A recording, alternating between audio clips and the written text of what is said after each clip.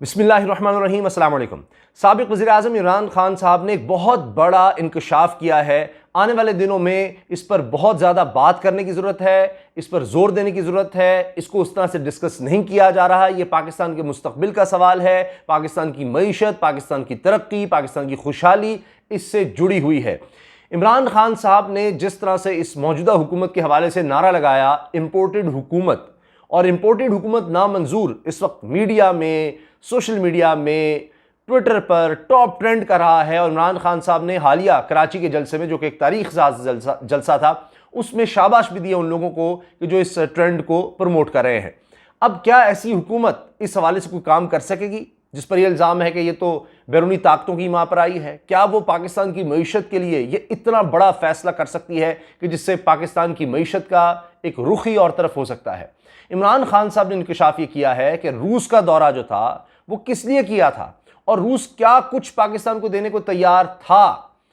अब ये हुकूमत क्या उस तरफ जाएगी? अभी भी शायद वो ऑफर पाकिस्तान के लिए हो। 30% कम कीमत पर, 30% कम कीमत पर तेल और गंदम पाकिस्तान को मिल रही थी। आप सोचिए कि पाकिस्तान की ये दो अहम ज़रूरियात हैं। गंदम तो चलें हम खुद भी उगाते हैं, लेकिन तेल हमारे पास नहीं है और सबसे ज़्यादा हमारे जो ज़खायर खर्च होते हैं वो तेल पर है। तो 30% वहाँ से अगर बचत हो रही है तो आप सोचिए कितना बड़ा फ़र्क पड़ सकता है पाकिस्तान की मईशत के, और हमारे कितने मसाइल इससे हल हो सकते हैं। लेकिन हुआ क्या कि बाहर की ताकतों ने, अब जिस तरह से कहा जा रहा है कि इसमें अमेरिका खुश नहीं था, वाज़ेह तौर पर उसने कहा कि रूस का दौरा क्यों किया, और फिर वो बात आगे बढ़ती चली गई। तो अब जब निकाल दिया उन्होंने एक शख्स को, और इसी वजह से, इसी गुनाह की पादाश में निकाला गया और उसकी जगह पर जिनसे वादे वईद करके लाया गया है, क्या वो ये काम कर सकेंगे? अब आप सोचें कि 30% अगर कम कीमत पर तेल मिल रहा हो तो और पाकिस्तान को क्या चाहिए? ये इतनी बड़ी चीज़ है। अब देखना यह है कि अगर ये बड़ी मुहिब्बे वतन हुकूमत आ गई है और बड़ी विजनरी हुकूमत आ गई है, इसलिए महंगाई कम कर देनी है, तो क्या ये इस तरफ जाएगी? और अगर ये नहीं जाती फिर तो एक और सबूत है कि ये कौन इसको लाया है, कौन इसका आका है, किसके कहने पर ये हुकूमत चल रही है। अगर ये काम नहीं किया जाता तो कई ममालिक, ये ऐसा नहीं है कि हम कहें अनोखी कोई चीज़ होने लगी है, पाकिस्तान तो कर ही नहीं सकता, सवाल ही पैदा नहीं होता। एक मौका होता है कि जब ये सारी जंग की सूरत हाल है, यूक्रेन और रूस की जंग है, उस दौरान में ये मौका पाकिस्तान के हाथ आया है। क्या अब इसको गवा दिया जाएगा और क्या अब हम फिर एक महकूम कौम की तरह फैसले करेंगे, बाहर से डिक्टेशन लेंगे? यही चीज़, इसके लिए अमरीकी आला हुकाम, अमरीका का वज़ीर ख़ारजा भी, दीगर लोग भी भारत आए, उन्होंने दौरा किया, और वहाँ पर भारत का वज़ीर ख़ारजा क्या जवाब देता है इसी हवाले से कि जी, क्योंकि भारत तो सस्ता तेल खरीद रहा है रूस से और मौजें लग रही हैं उसकी, वो सस्ता तेल रूस से खरीद रहा है, हमें दुनिया से महंगा खरीदना पड़ रहा है। क्यों जी?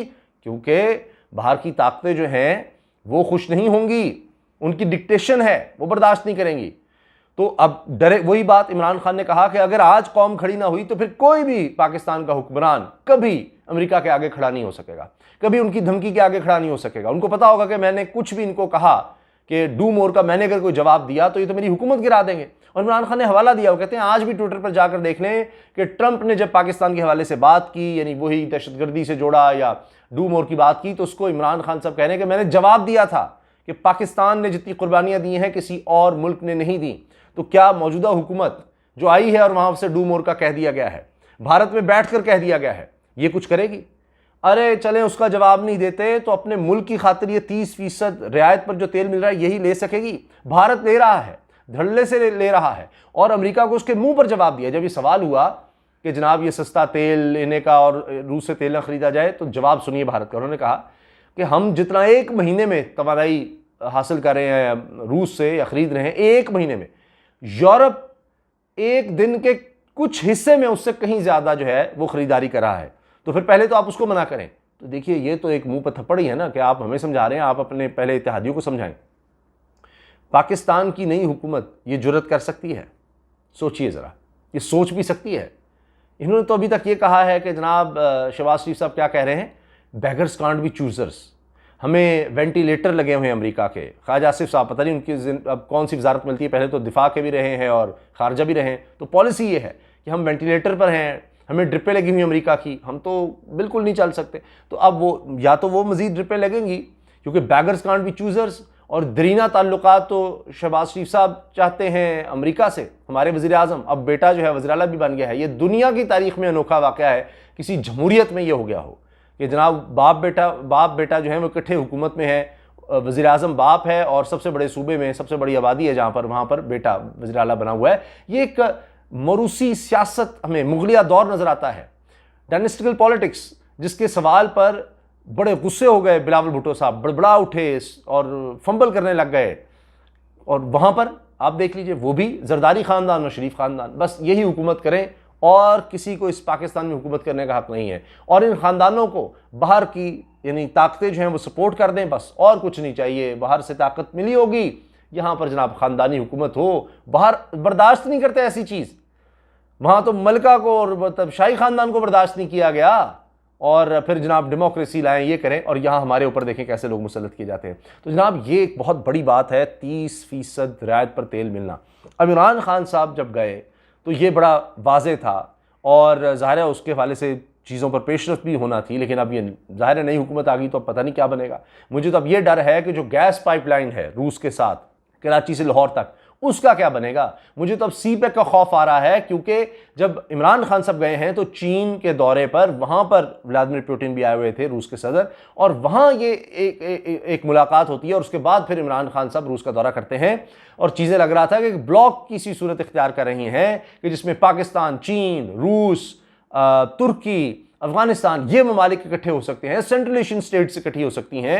और उसके बाद ये देखिए ना, सस्ता तेल और ये आपस में तिजारत, और लोकल करेंसी यानी डॉलर के अलावा अपनी अपनी करेंसी में तिजारत, ये काम बहुत ज़्यादा था। और इमरान खान साहब ने चीन से मुआहिदा भी किया, वहीं से ये खटक रहा था सारा इमरान खान साहब और ये पाकिस्तान का सारा अब ये सिस्टम कि पाकिस्तान इंडिपेंडेंट होने जा रहा है, कि चीन के साथ इस तरह का कि डॉलर को ख़त्म कर रहे हैं, ये तो सवाल ही पैदा नहीं होता। अब देखें कि 1974 में किस तरह से ये पेट्रो डॉलर का सिलसिला शुरू हुआ, जब सऊदी अरब के साथ अमेरिका ने एक एग्रीमेंट किया कि ये सारी तिजारत जो तेल की है ये सब डॉलर्स में होगी। तो उसके बाद डॉलर इतनी दुनिया में हमें इख्तियार करेगा, क्योंकि सबसे ज़्यादा जो पैसा है, तिजारत है, महंगी चीज़ें, यानी अरबा डॉलर में जो काम हो रहा है वो ऑयल का है। हर जगह तो ऑयल यूज़ होता है। तो जब वो ऑयल से डॉलर जुड़ गया तो फिर डॉलर की बल्ले बल्ले अमेरिकी करेंसी की। लेकिन अब कुछ और होने जा रहा था, रूस अपनी करेंसी में, चीन अपनी करेंसी में, पाकिस्तान ने चीन से मुआहदा भी कर लिया कि अपनी अपनी करेंसी में हम करेंगे, नहीं हम कोई चीज़ खरीदेंगे तो यानी चीनी करेंसी में अगर ख़रीद रहे हैं तो वो जो है वो रुपयों में ख़रीदेंगे, या इसी तरह से यानी इन्हीं दो में ये करेंसीज में डील किया जाएगा। तो ये चीज़ हो सकता है रूस के साथ भी की जाती, अभी तो उस पर काम होना था कि उससे पहले ही हुकूमत चलता करती गई। तो इस पर सोचने की ज़रूरत है, और ये पाकिस्तान के लिए बहुत बड़ा काम हो सकता है, लेकिन मुझे नहीं लगता कि ये मौजूदा हुकूमत ही करेगी, क्योंकि इसी वजह से तो निकाला गया इमरान खान साहब को। एक और चीज़ जो सामने आ रही है वो है कि कतर भी नाराज़ था, और मरीम नवाज़ साहिबा ने अपने बेटे की शादी जिनकी बेटी से की है, तो वो साहब भी कतरी होते हैं और पुराने नवाज़ शरीफ के दोस्त साथी। तो अब वो भी रिश्ता निभ रहा है, और उस मुल्क का भी रोल नज़र आ रहा है, क्योंकि उनसे जो इमरान खान साहब ने नए सिरे से मुआहदे किए उस पर वो खुश नहीं थे, क्योंकि उनके साथ जिस तरह के मुआहदे हुए थे 15 साल के, उसमें मज़ीद कमी करके पाकिस्तान के हक़ में मुआहदे किए गए, वहाँ से भी मामलात ख़राब हैं। कुछ और मुल्क भी हैं, तो ये 2-3 मुल्क अब तक सामने आ गए हैं जिन्होंने पूरा जोर लगाया इमरान खान के ख़िलाफ़ हुए थे। तो अब ये साजिशें जो हुई हैं ये ज़्यादा देर छुप नहीं सकेंगी, लेकिन अब जब पाकिस्तान की मईशत पर और पाकिस्तान के मुस्तकबिल पर ये फ़ैसले बाहर से मुसल्लत किए जाएंगे, हम इंडिपेंडेंट फ़ैसले नहीं ले रहे होंगे, तो फिर और इस चीज़ के सबूत सामने आ जाएंगे कि ये साजिश थी। वरना अब कई ममालिक के काम कर रहे हैं, चीन कर रहा है रूस के साथ इस तरह तिजारत, सस्ता तेल खरीद रहा है, भारत खरीद रहा है, तो पाकिस्तान जो बिल्कुल रूस के साथ है क्यों नहीं? ये सवाल मैं आपके लिए छोड़ता हूँ, जवाब आप कमेंट सेक्शन में ज़रूर दीजिएगा। अल्लाह हाफ़िज़।